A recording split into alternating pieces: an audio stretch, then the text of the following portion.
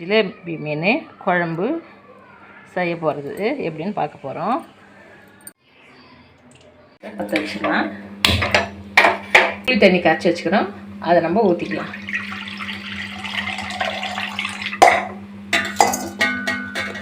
வெங்காயம் மிக்சியில் போட்டு அரைச்சி வச்சுருக்கோம்.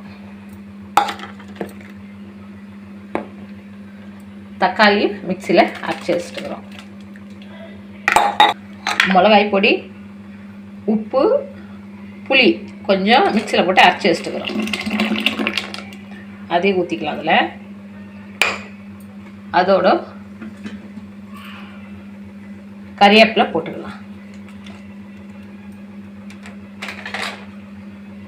இதை நல்லா துவைக்கலாம்.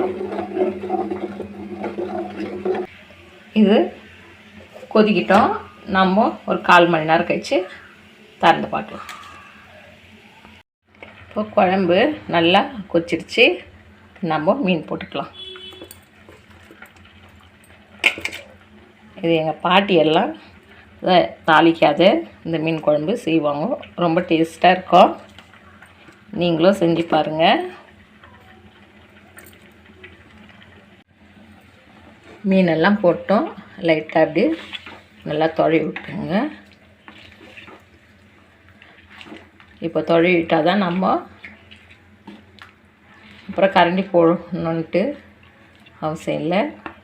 இது அப்படியே கொச்சிச்சுன்னா நம்ம ஒரு 10 நிமிஷம் கழிச்சு எடுத்து சாப்பிட்டா நல்லா ஜிலேபி மீன் டேஸ்ட்டாக இருக்கும் சாப்பிட்றதுக்கு. நம்ம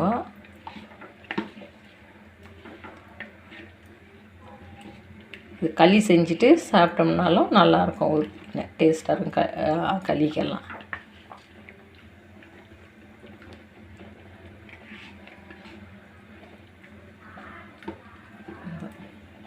நம்ம வெங்காயம் வதக்கணும்ன்றதெல்லாம் இல்லை. அப்படியே எல்லாத்தையும் அரிஞ்சும் போடலாம், அரைச்சும் ஊற்றலாம். உங்களுக்கு எப்படி பிடிக்குமோ அப்படி செஞ்சுங்க. மீன் குழம்பு ரெடி ஆயிடுச்சு. வீடியோ உங்களுக்கு பிடிச்சிருந்தா லைக் பண்ணுங்கள், ஷேர் பண்ணுங்கள், சப்ஸ்கிரைப் பண்ணுங்கள். உங்களுக்கு சமையல் குறிப்பு பற்றி எதனா தெரியணுன்னா கமெண்ட் பண்ணுங்கள். அடுத்த வீடியோவில் சந்திக்கலாம்.